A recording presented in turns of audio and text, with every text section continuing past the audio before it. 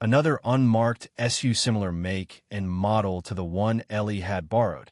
No lights, no sirens, just a quiet persistence that set Sarah's instincts on edge. "We've got a tail," she muttered, adjusting the rear view slightly for a better angle. Ellie didn't flinch, just reached down and flipped the console to reveal a concealed holster. "How sure are you?" "Too steady.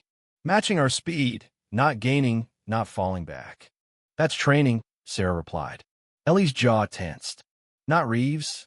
"No. Wrong vehicle. Wrong energy." They exchanged a look. The final stretch just got longer. Sarah eased the SUV off the main road, taking a rural side route that wrapped around a low ridge. If the tail followed, it confirmed pursuit. The vehicle behind them turned to no hesitation. "Definitely following," Ellie said, unbuckling her seatbelt. "Options. Terrain's rough up ahead," Sarah said. "If we keep going, we can lose them assuming they're not ready for that. And if they are, then we make a stand." Ellie nodded, checking her sidearm. "We've both been outnumbered before." The SUV hit gravel, dust kicking up behind them. Sarah punched the gas, testing the suspension Ellie had reinforced.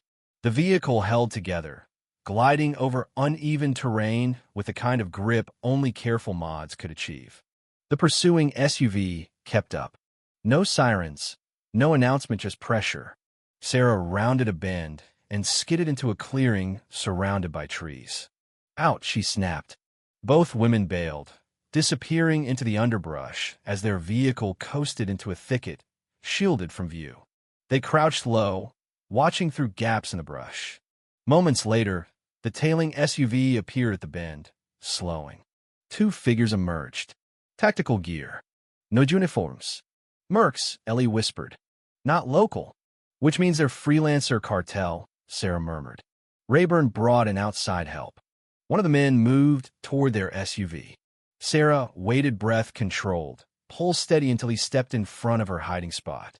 Then she struck. Swift, silent, precise. Her forearm snapped around his neck, cutting off airflow before he could cry out. She eased him down as his partner turned too late. Ellie was already on him.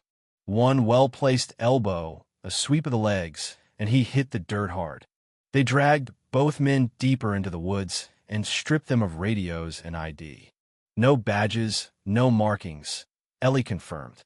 But their boots and gloves say it all. "X1000, Fair Masol." Sarah checked the radio frequencies. One was still live. She heard static, then a voice. "Unit 4, status report. Do you have a targets?" She keyed the mic. "Negative. Lost visual. Dust cloud back at mile marker 57. Continuing sweep." A pause. Then, "Understood. Proceed north toward airfield. Keep eyes open." Ellie blinked. "They're ahead of us, too. They're netting the whole region," Sarah said. "And if they reach the airfield first, we're boxed in." "Not quite." Sarah reached for the satellite phone, punching in Reeves' direct line. He answered in one ring. "We got trouble," she said. "Your team needs to reroute. The airfield's compromised. Outsid contracteurs possibly cartelard en route." A pause, then, "Understood. Can you hold position?" "No. We need a mobile extraction. New rendezvous. You've got our location, adjust course, and meet us on Highway 17, mile marker 62. Pull off at the ranger station there." Reeves didn't hesitate. "Be there in 22 minutes. Don't be late." Sarah killed the call. "We head east. On foot." Ellie didn't argue.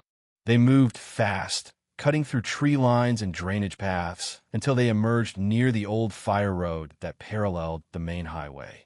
Every rustle, every crunch of gravel sounded amplified. Every second stretched long. But as they neared mile marker 62, salvation came in the form of dust and a low rumble. A black SU Federal plates. Reeves leaned out the window, motioning. They jumped in. No word, just speed. The SUV accelerated, merging onto Highway 17 like any other government vehicle. No flashing lights. Just cold, clean movement.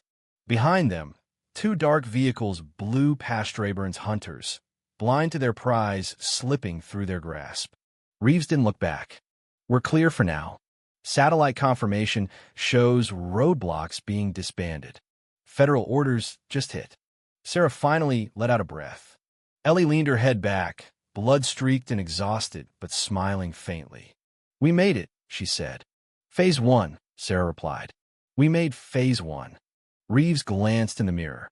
"You know this doesn't end with you handing over a hard drive, right? Press will descend. Politicians will scramble. The town will either tear itself apart or finally rebuild." Sarah nodded. "And we'll be right there when it happens." Reeves gave a tight smile. "You're your father's daughter. I see it now." The SUV disappeared down the road, leaving behind the dust of a town still burning with secrets, fear, and now hope. But what about Bobby? What about Rayburn? And the people of Pine Ridge, will they fight for themselves once the dust settles, or wait for someone else to save them again? Some wars don't end with arrests or headlines. They end when good people stop being afraid. What do you think? Was Sarah justified in taking the law into her own hands? Is justice still justice when it doesn't follow the rules? Drop your thoughts below because this story's just getting started.